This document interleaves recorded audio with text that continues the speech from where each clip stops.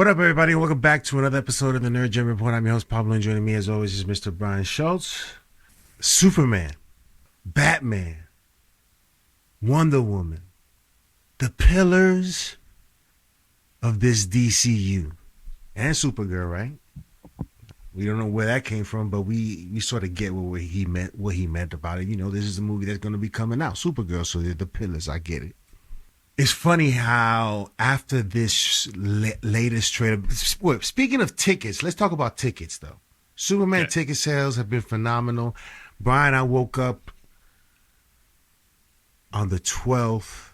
Was it yesterday that it was open? 12th was the regular sales. Yeah, the Prime premiere sales were on sale a couple of days earlier. Okay, so I woke up that morning and saw that there were tickets available and some nice seats at the IMAX theater at 68th Street, Lincoln Square. Center. That's it, man. Lincoln Center, yeah. I cannot wait, boy, because I haven't been to that theater in a minute. I've been in the theater, the IMAX theaters at the mall, but they're not the same there. No, that's also back in the day when you couldn't pick your seat. That was a community. I've waited on those stairwells for hours. What? Hours. What? Me too. We probably seen each other. Right, exactly. Talking all sorts of movies, right? Like Transformers, Dark Knight Rises, and you just bond with total strangers over these characters and over these stories because you have to wait till they let you in the theater. Yeah, man. Thank God for the logical person to create the mechanism so you to choose you. I remember going into an IMAX theater and the dude walked by me. He said, "Don't be a hero." and it was like bad people. He's like, "Don't be a hero." He took any seat because we were like, "Come on, man, this is crazy." But anyway, it's weird that I kind of missed it though, in the sense of back then, of course. Again, before The Dark Knight Rises, because this really was the movie that changed it. Back then, like you could wear costumes, right? Like people could dress up when they went to these, especially opening nights. Now you can't wear helmets. You can wear t-shirts, but you can't wear helmets or costumes or And so it was just kind of fun, man, because you had that time to kill, so you could just spend a couple hours talking comics, doing what we do, movies and shows and characters. Yeah. And it's like now that's the only thing you could say, like, obviously it's better for your schedule and better for your time that you can just walk up and go into your seat. But that sense of community and camaraderie, you lose a little bit of lost. That. Yeah. So, and then we got the final trailer for Superman. I'm interested in hearing your thoughts. I know Brian has his pet peeve of trailers showing too much. But I think this got people more excited than anything, based on what based on the conversations I've had with some people. Some people have gone straight up, Brian, and said $1 billion, guaranteed. That's what people are just saying out loud. Shout out to Tracy, because he said it like $1 billion, guaranteed. And I was like, word? I was like, all right. But Brian, ticket sales, what does it say about the excitement for this movie? Well, we obviously had some good ticket sales news for Fantastic Four, which went live a few days earlier, but we kind of and had the biggest pre-sales of the year, but we cautioned, hey, wait a minute, Superman hasn't gone on online yet. But the Superman was going to be a little different because they had this Amazon Prime early access Prime premiere. And so that set of sales went out a few days before the mainstream. So on the one hand, you could say, well, that puts Superman at a disadvantage from the statistics of first day sales. Oh no, Superman still had the strongest first day of advanced ticket sales for any film this year, just with the Amazon Prime early access screenings. So not even with all the theaters, not even with all the seats. This is what we talked about when we heard about this. If you had to be, I believe, a Prime subscriber, because you had to give your login info inside the website to get into being able to choose your seat or choose your ticket. Okay. Where did you what channel did you go through to get the tickets? Did you go through Fandango? So I went through Amazon.com/Superman. That was the the website link. So I went through okay. that. It asked me to enter first like Your location, Amazon all that sort of stuff, and then it said okay. like I need your Amazon login to get you set up. So that process alone, Superman sold more tickets doing that than any other movie sold tickets total in the first day this year. So we're never going to get like a true first day because we didn't get like the June 12th actual first day. But that should tell you that the buzz and the hype for this out of the gate is there. And the official long range box office track, which is always a wide range, but I'm taking the high end, if not the over at this point, is 140 to 185. So remember, we heard Fantastic Four was 125 to 136. I'll get you your Jurassic numbers later because we have those, but Superman is the high one, 140 to 185. So comparisons, Man of Steel was 128, so you're already kind of tracking above that. BBS 166, believe it or not, is still the all-time record for a biggest open weekend for a DC property. Dark Knight Rises number 2 at 160, Dark Knight number 3 at 158. So this thing is looking to challenge, if not exceed, and I believe it will break the record for domestic opening weekend for a DC property. We'll talk about the trailer.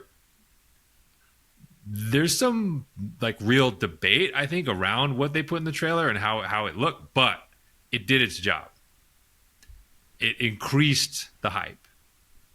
I don't think $200 million US is out of play for opening weekend for this now. Wow. Needs the reviews. Probably needs the reviews to get you into the 200s. But I think if you're in the 80s or better on Rotten Tomatoes, like, 70 or better Metacritic, I think you're going into the 200s. So let me just be clear. In the past, when we've had our conversations, you stated without hesitation, with a bit of confirmation, that no way it's $1 billion. Have you? I just want to be clear. Is that your position? That's still my official position. Yeah, I think from a competitive standpoint, we'll talk about it. I just think it's hard when you have Jurassic, Fantastic Four, and Superman all in the box office going at the same time. I think it's difficult to generate those kind of sales. Yeah. Most of the movies that achieve that they usually have a run where there just isn't a lot else. And, like Deadpool Wolverine's a perfect example, right? Like that's a movie last year that opens with that huge weekend, but then you looked around and you're like, for a couple of weeks, there's really no movie like it. So you get those second, third week, you get those viewings in the first couple. With this, like it's right in the middle there. Jurassic a week before, Fantastic Four 2 weeks later. This thing, if it's going to do $1 billion, it has to be massive. Like I think it's got to clear 500 global in the first weekend to do that, and that's going to require a domestic weekend north of 200. I think that's a big ask. I still think that's a big ask out of the gate. It's not impossible, but I think it's a really big ask. This is not going to be Top Gun Maverick where it's like, hey, 10 weeks from now, Superman's still in the top 3. It's just not going to be like that. Yeah.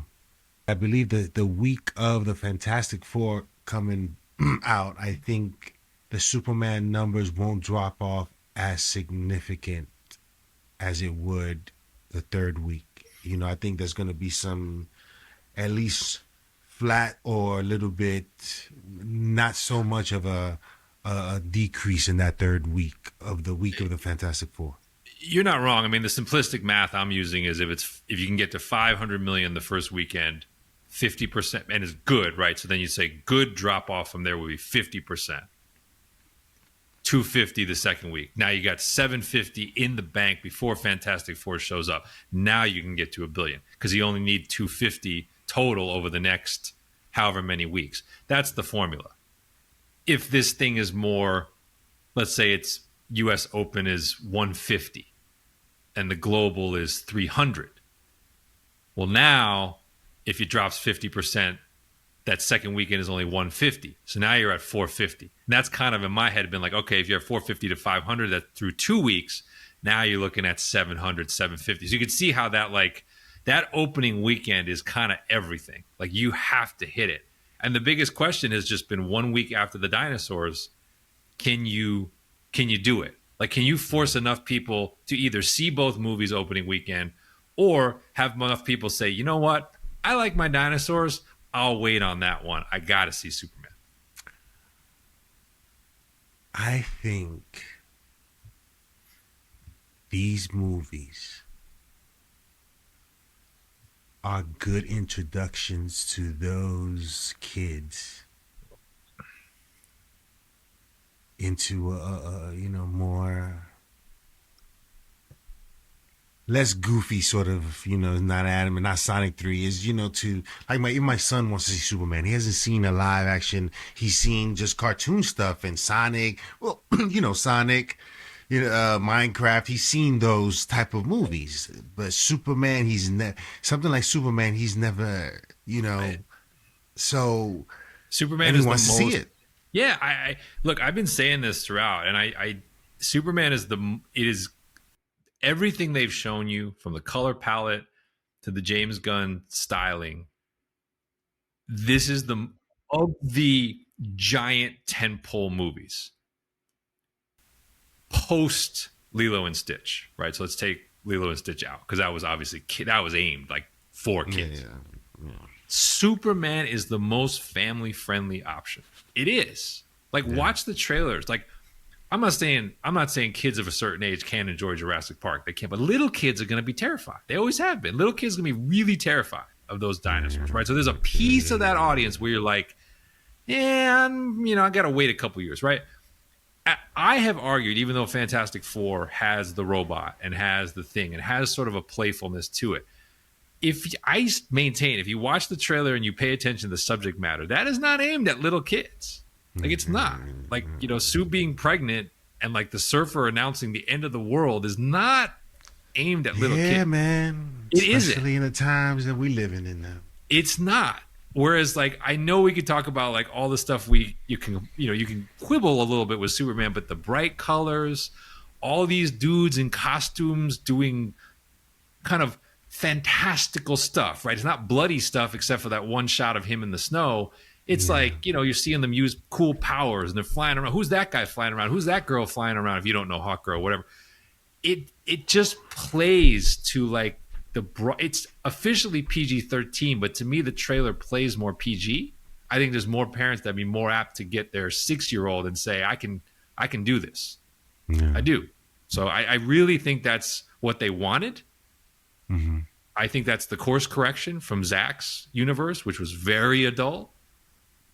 And every sign I've seen from the dog on down plays to that. And I think that's not going to satisfy everyone, but I think it's giving them the best chance at big box office. Yeah, these when I was watching the trailer, those daytime shots look like daytime, It look like, it's bright. Yeah. Look at his mannerisms. As they've revealed more of how Corin Sweat is playing the character, his Superman voice, he's not far off the animated version. Like, if you listen to it closely, his inflections are not that far off the George Newbern or the Tim Daly, like in some of the way he's speaking. And it's like, you could say that's a little thing, but it's a thing. When you like the way Cavill was playing it, and I'm not saying that he was bad. I'm just saying the way he was playing it, kind of more brooding, more quiet, like undertones, like those. That's more adult. Like, that's not, that's not something like a 6-year-old connects to as like a larger than life hero. It's just not. Yeah. So it's gonna be real interesting. I still think it's gonna be tough, and I still think you need those reviews. I know movies like Deadpool and Wolverine can get to huge numbers without the great reviews. I don't think this can. If this is like 55 or 60 on Rotten Tomatoes, I don't think it's getting close to 1 billion. And I had this conversation with Tracy. Shout outs to Tracy 4994. Shout outs to Freddie. Shout outs to Black Rock, Will Beats, Ric Flair, and all those guys that comment in the comment section below. Leon Hunter also won a regular. Yeah. I gotta look through those names. I gotta do have like a special thank you credits at the end of the drink. I've had conversations after seeing this last trailer, Brian. Mm-hmm. I was watching trailer. This is the action trailer, right? This is the Yes. highlight montage, the Sports Center Yes. trailer. Yeah. I was watching John Campion, and the way he sort of said what he said about the trailer was not. It was funny, but in a way like it was an exciting sort of way. He was like, "This is fantastic." And I'm trying to reserve myself because I got PTSD from Man of Steel.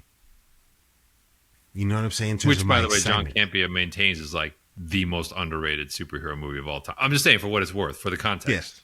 Yes. He is a huge man. He's a bigger Man of Steel defender than I am. Yes. Absolutely. But yet his excitement tells a tale. And he hasn't really, he doesn't want to have that conversation yet until he sees that movie. And I get it, and I understand completely, because I don't want to say anything about this movie or how I feel. Certainly, there's excitement, and it's building, and we saw a little bit of, and again, it's just a little bit, there's little things here and there. There's more extended conversations, more extended action, more extended flying scenes. There's so much more left to be seen that I want to wait to see it all before I give my full. And perhaps I may have to see it a second time or third to really fully grasp what this movie represents and is supposed to achieve for the rest of the DCU. Well, I already bought tickets to multiple showings. So Oh wow! I figured you did. I figured you did. Although, in fairness, I got tickets to multiple showings of F1 too. So I'm like buying up because I realized with my Stubbs A list, I can get refunded if I don't go. So I'm like, there's no downside to me grabbing some seats early and being like, if it's good, I'll see it 3-4 times. If not, I'll return the tickets and get my money back. Okay, so let's get into the trailer. Yes, okay. My tagline to this is I didn't need this trailer, and I actually texted you and I was like, "Oh crap!" I almost didn't want to see it. I wished it hadn't come up in my feed, and I got deked into opening it and being like, "Oh, they gave me a full 2 minutes of new footage, and I didn't necessarily need that." So I'm not letting my kids see it. Not allowed. Not even mentioning its existence. It was released in conjunction with ticket sales, so this is not like a trailer release in the traditional sense. This is, hey, tickets are on sale, we're going to give you a whole new trailer. But it is the action trailer. This is like, you want to see Superman doing Superman things, this is it. What'd you think? Visual style. This is the first time you really get to see your first real sense of James Gunn's visualization of Superman in action. I liked everything I saw. It reminded me of certain things, and I don't want to say just yet what they are. But it reminded me of certain things visually in terms of the VFX. Mm-hmm. Especially one specific shot that everybody seems to be going crazy for. Oh, I'll be curious. I don't think I've been as much in the conversation about like the detailed conversation about individual shots people are responding to. I'd be curious what that shot is and if it's the same one that I like the best. I want to tell people certain things. And I appreciate people texting me and stuff like that. I do. Because it makes me, it makes me feel like, you guys are doing your homework and y'all up on it. Y'all up on it like we are. But I usually know these things like immediately, because I got alerts set up, whatever comes out, I'm on it, like, but tell me what you think. Because I already seen it, and I don't sometimes text Brian. Sometimes I text Brian stuff that he's already taken because he's on it. I'm like, yo, I got to beat him sometimes, But I was talking to Will, and he's like, I don't want to really, like, the excitement is there, Brian, but I just don't want to overly. Yeah. I'm looking forward to seeing this movie. Like, it's almost a nervous little feeling, to see this movie. Because I never saw the first movie, the Superman in the theaters. I saw it on Channel 11 probably. I don't know. And I was captivated ever since. So seeing this one, is certainly stirring up a lot of excitement. And this trailer, even though it shows a bit, I don't think James Gunn, man, that you can tell they're really thinking about this thoughtfully about how they want to do this. And I think a lot of people would appreciate it. And I think he hasn't revealed what this is about just yet.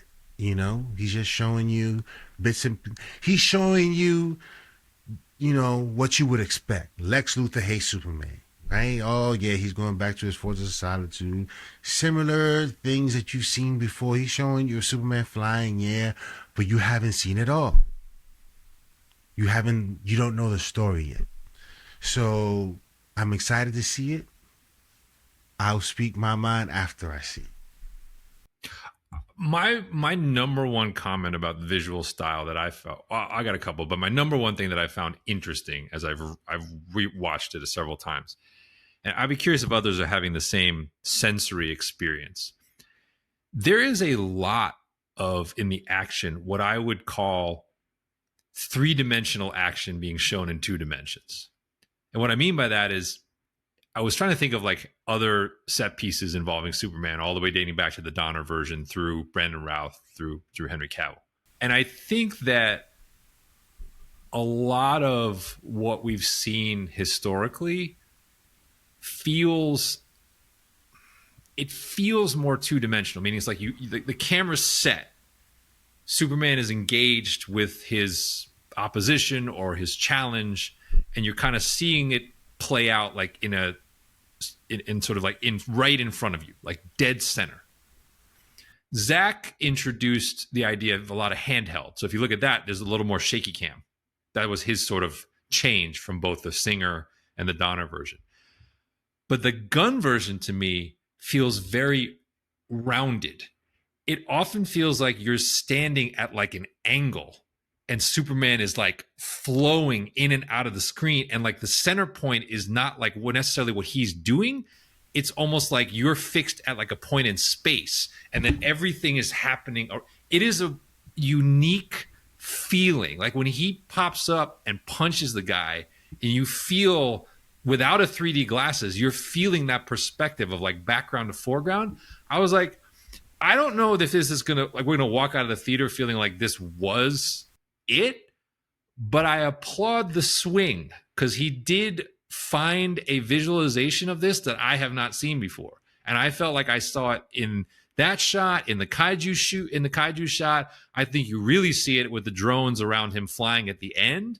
There is a real attempt to make this, like I said, feel you're three-dimensional, but you're kind of in like a weird spot as you're going along with him. And I'm very interested to see, especially on IMAX, how that feels. And that's kind of why I was like a little bit of regret of seeing it in the trailer, because I kind of wanted to have the full impact of that on the giant screen. But that really stood out to me as being like at least creative and a little bit different than anything he really did in Guardians. In Guardians, he does do the panning camera. In some of the action, he does do the spinning camera, but it doesn't feel the way these felt. So I was like, okay, I see the Gunn styling, but it's definitely got a little bit of different bells and whistles to it. So I'm excited. Whether I'm totally sold yet, I don't know, but I'm excited at seeing that. Your thoughts on the humor? In that trailer, it's fine. I mean, that trailer is an action trailer. Like, I don't have any problem with Mr. Terrific giving him crap when he's in the middle of the fight. That's fine. That doesn't bother me. There's another ad, which I was like, I don't know if you've seen it. It was shown overseas. And that was the one where I was like, if Pablo sees this, he might get upset. There's one where he's like walking with Crypto. Have you seen this? I think I and saw Crypto's that, yeah. disobeying him. Yes. And it looks like he's kind of tap dancing, telling him to settle down and sit. I was like, this is where we're treading a little close to the line. Like, this one's for the kids. This scene is for the kids. But like, we're getting a little close to the line of making Superman look like some dude in Times Square trying to make some bucks, as opposed to the most powerful person on the planet. if you know what I mean. I So believe that's where goofy you're is the sort of word, like, Brian. yeah, that's where you kind of like, I don't know. But it's so hard because the ad is like 30 seconds. Like, is this a 3-second shot? And like, you know what I mean? Like, we can't tell the total volume of it. Here's the thing. We've seen that sequence. We're going to see that sequence again with Mr. Terrific trying to tame the dog.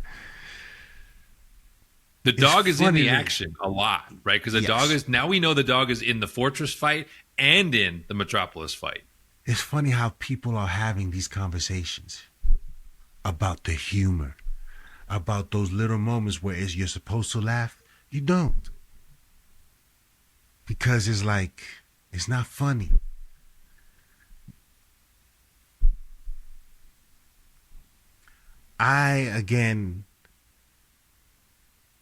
When I saw another trailer and he says, about to get back in the fray or something like that.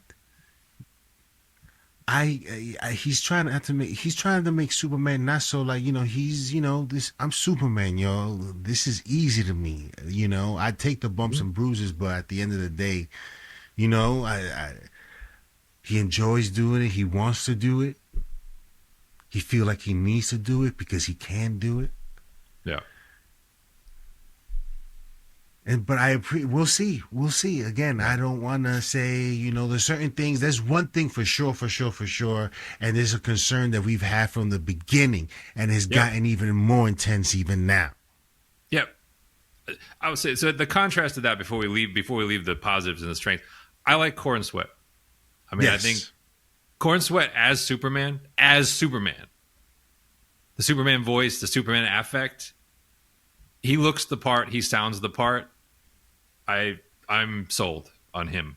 Now we'll see as Clark, because we've only really seen there's like a little snippet in one of the ads where he's kind of arguing with a fellow reporter about Superman getting his ass kicked. Yeah. But we'll have to see that with the mop top and all that sort of stuff. But as Superman, I think he's showing a lot of potential. And this trailer where he gets to talk and deliver some of his heroic lines, I'm like, yeah, he can do it. Before we get into the thing that we did, we have that we've had our concerns with, you're seeing, I don't know if you've been seeing these social media things, right? On Instagram. No, which are these? So the ones from back when he's like posing as a reporter and stuff like that? They've done more. Oh, okay. Yeah, I haven't caught up on the most recent ones. Oh, yeah. So it was on Instagram, and I've been watching. I'm like, and I've been commenting, they should have been doing this all to the lead up to this movie. They should have been doing this. Yeah, it's odd they didn't. Yeah, because the first one that would have been genius. Yeah, that would have been genius. Lex. Yeah, a lot of concerns, I think. There's a mix of a bit more of the same of Eisenberg, that quirky and that speech pattern in terms of how he talks.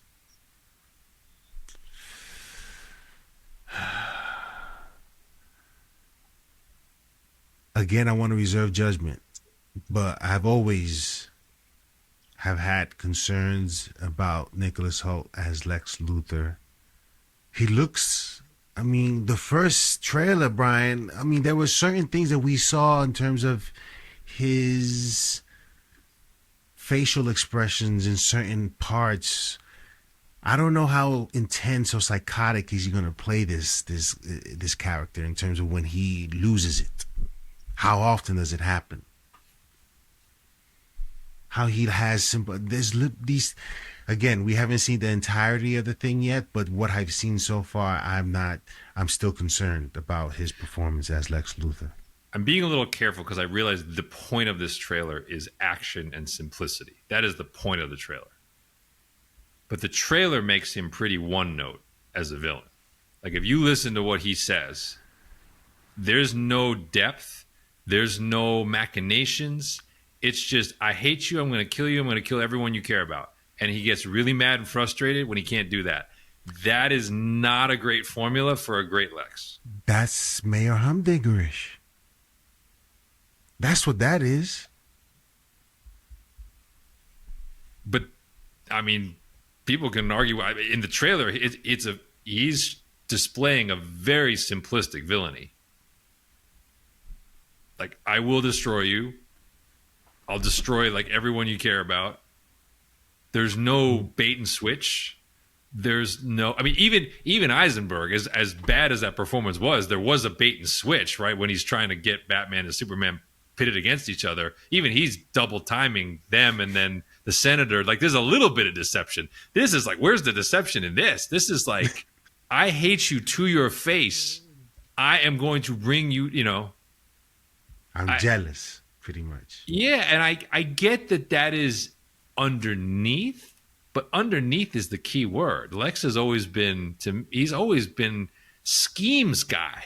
Like, he's got elaborate plots that then lead to the traps and the, you know, unleashing of these things. Not like the trailer makes it seem like, and Gunn had referenced this before a little bit, it does make it seem like he's literally like, I got like a laundry list of ways I'm going to stop you, and I'm just going to start dealing cards until I get you. And I'm like, I hope that's not all this is for the character, because that definitely sells short. Yeah, you know, the criminal mind.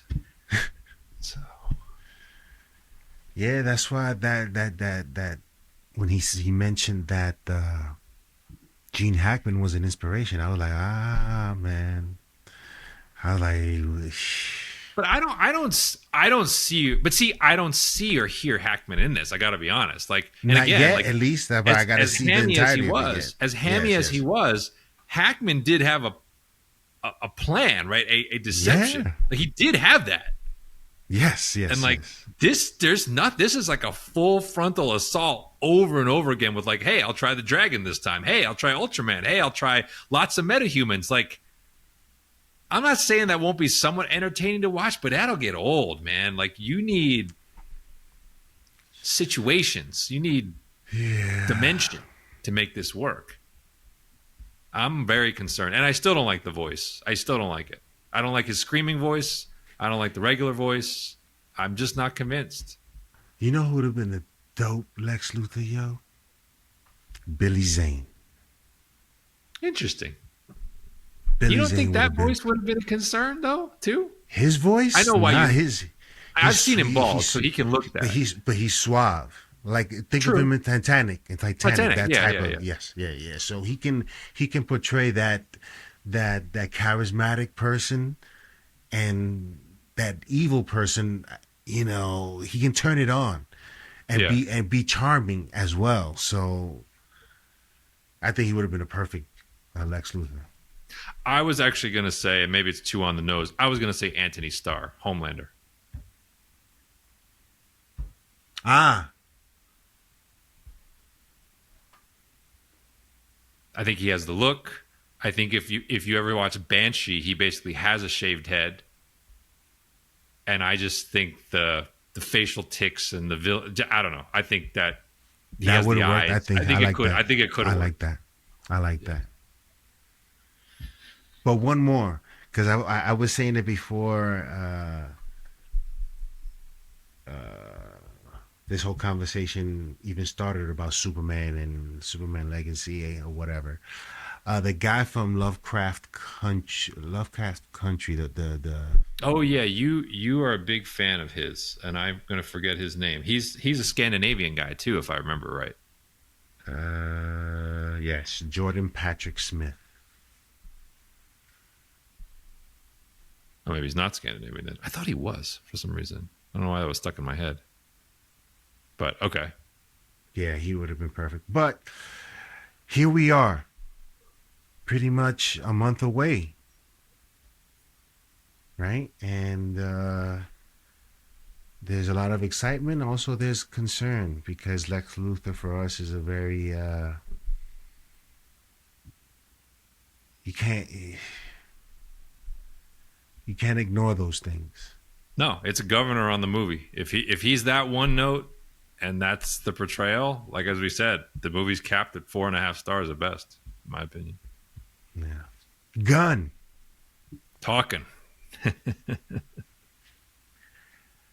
with a lot of confidence. I was having this conversation with Tracy before I started giving shout outs, and then I forgot the whole point. But I was having a conversation with Tracy about how he's really just starting to just say certain things, right? Mm-hmm. To me, I see that as confidence. He feels confident to be able to say these things, and based on what he believes perhaps will be a very successful Superman, there wouldn't be anything really standing in his way of building out this universe, and doing that and continuing to do that. So, what's the latest on Gunn? Okay, let's stick with Superman, then we'll end up with Wonder Woman. So, asked about a Superman sequel. Mm-hmm. He said he is already developing, quote, in some way, a sequel to the new film, but adds, is it a straight up Superman sequel? I would say not necessarily, end quote. So he's dropping the world's finest nuggets.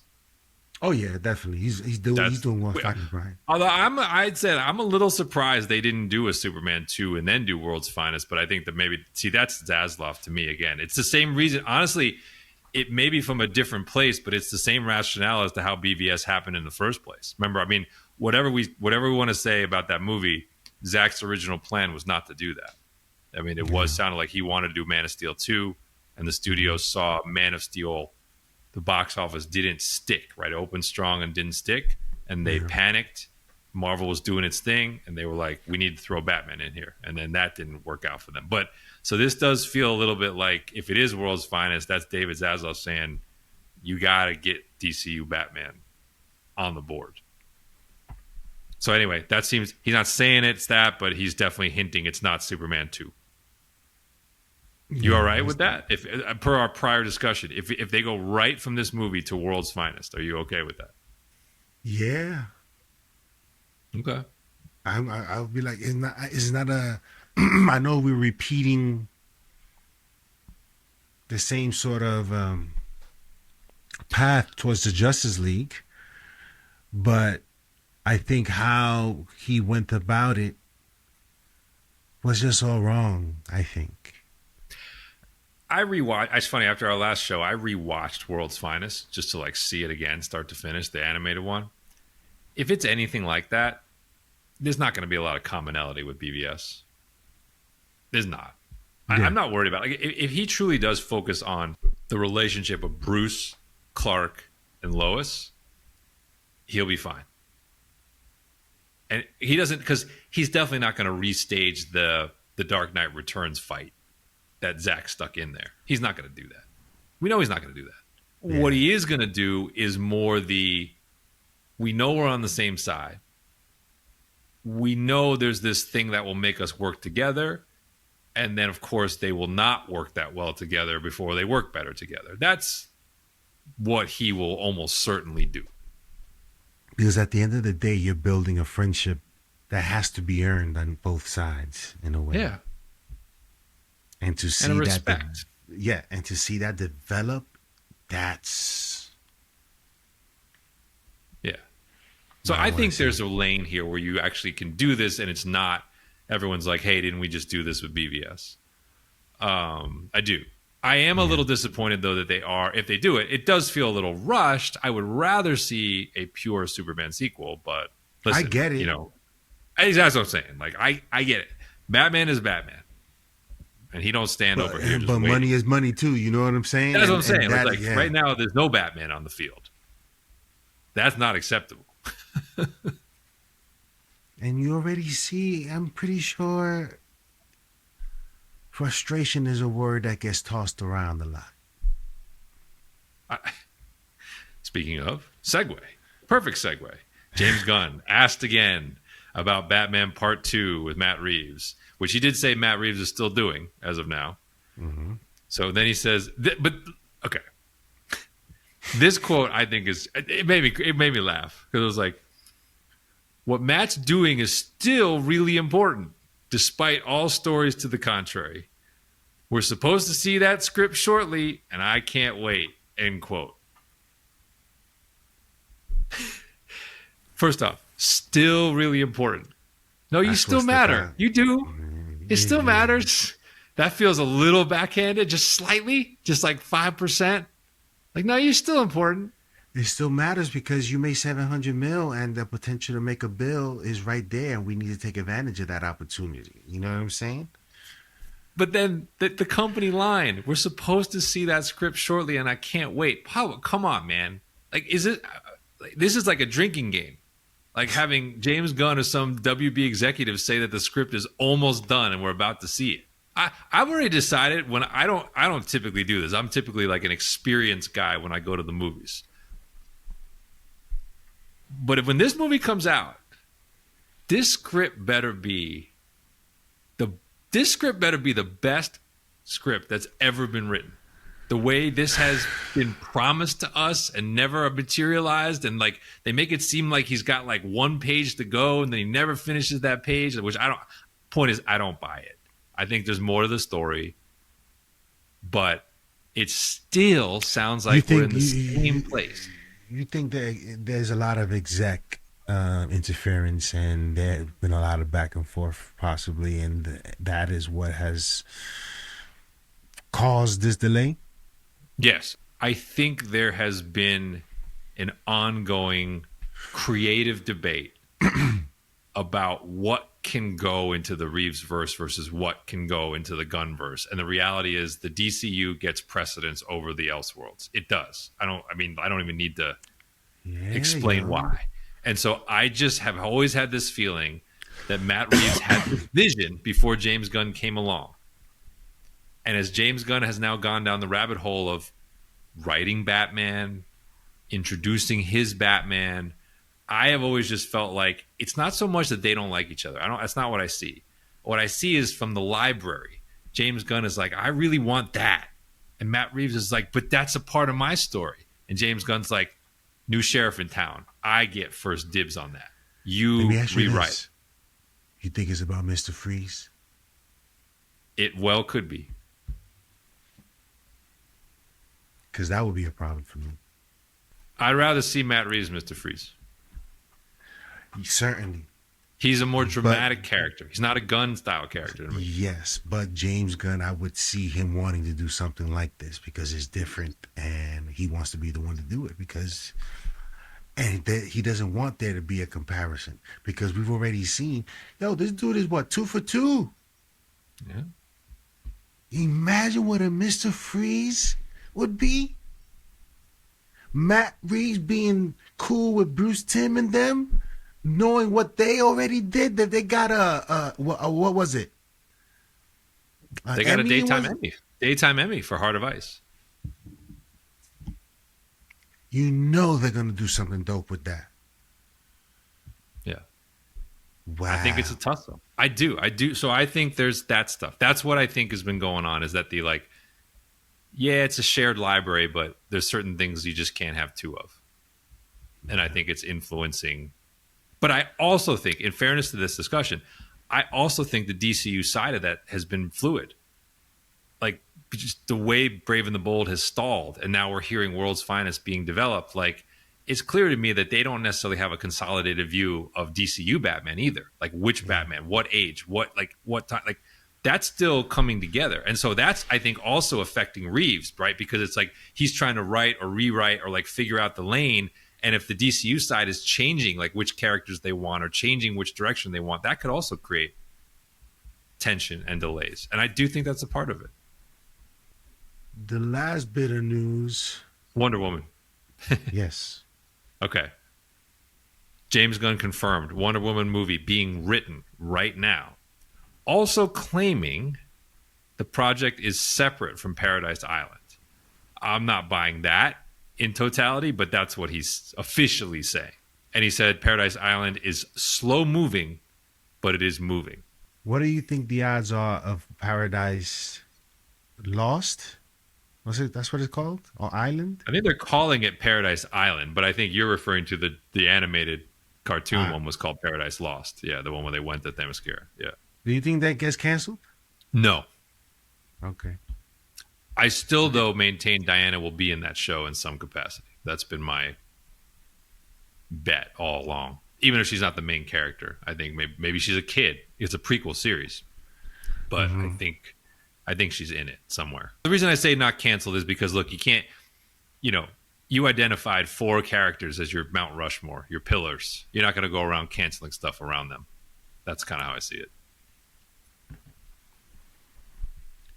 But we can't have disasters, man.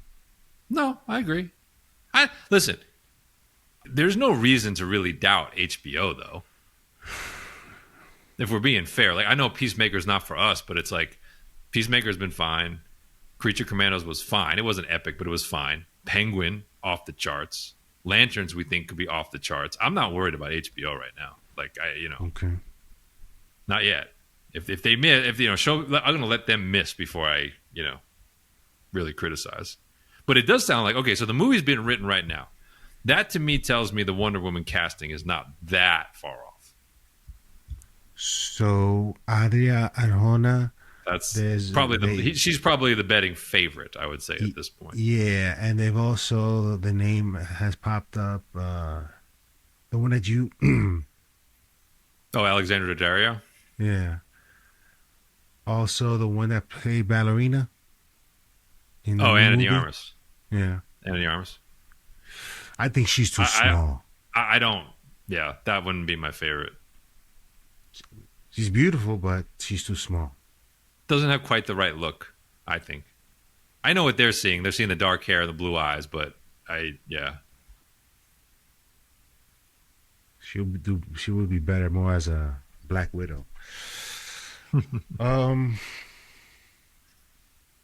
Yeah, I mean, is there anything else, Brian, before we wrap it up? I mean, again, he's announcing these things with a lot of comfort and confidence in the future of the DCU. I think Superman is... the excitement of surrounding Superman, I think, is making them a little bit more comfortable, and perhaps Zaslav a little bit more comfortable in letting this thing go. Still hoping for perhaps that $10 billion bid. It's a little early for that, but yeah, no, I think they're optimistic. I think they're feeling optimistic at this point. But as I said, I just think the margin of error is small. With the marketplace where it is, there are other options. The margin of error is small. Like I'm telling you, and the thing that I'm fascinated by with reviews is, like we talked about, Superman as an inherently divisive character. There are people that just don't like the affect of this movie, right? They don't like the costume. They don't like what they've seen visually. In a weird way, you don't typically get that on Batman projects. Like if you think about like the Batman project we've gotten, only really like once you got to the Batman and Robin stage did you kind of get this like vilification of how it looked.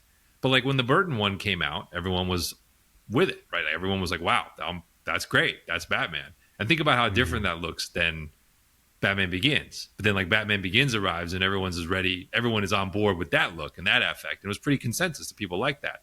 And then honestly, like even when Affleck showed up, like with his costume, and people didn't really have like hate for Ben Affleck as Batman.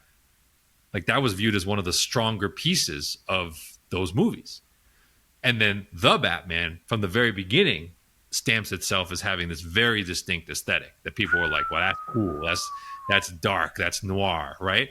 So my point is there just isn't this inherent, like, that's my Batman. That's not my Batman. You don't get that as much, even though the actor changes and the look changes. But Superman, you get that. Yeah. And so I'm fascinated to see in the reviews if it's just like 50 to 60%, because that's always what Superman's now going to be. There's always going to be one person who doesn't like it for every person who does. Yeah. Well, yeah. Anything else, Brian, before we wrap this up? No, it's just crazy to think we still got another month to go, man. That ain't right.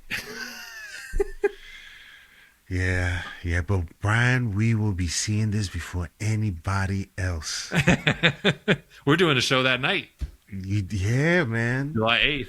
Yeah. what's his name? Bill O'Reilly. We'll do it live. I'm gonna see because I don't. It was gonna be 1 a.m. and I got to be right in the right state of mind. But but yeah, we're gonna be maybe not go live to talk about the film. Certainly, we're not gonna spoil it for anyone, but it'll be an interesting conversation. It'll be a careful one, I would say. But yeah, let us know in the comment Well, section I below think it'll what you. be, yeah. I think the reason why it'll be fun to do though, Pablo, is that like it'll be like a fresh reaction because I think it is the Yeah. kind of movie where like you're gonna see it, you're gonna react to it, and then you see it again, Yeah. and then that you might actually have a slightly different response the second time. So I'm curious to see if we feel that way. So we should do after a reaction after the first watch and a second reaction show. Yeah, but we can do one without spoilers and one with. The second one can Yeah. have the spoilers. The first one doesn't. Yes, but yes, yeah. yes. Yeah, man. So just remember to hit that like and subscribe. Comment in the comment section. Share with your friends, and we'll see you next time on the Nerd Gen Report.